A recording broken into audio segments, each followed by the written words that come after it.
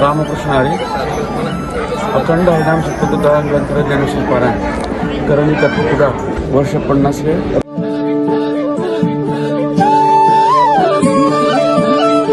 1976 पारायणाची सुरुवात झाली. आज 50 वर्ष पूर्ण होतात.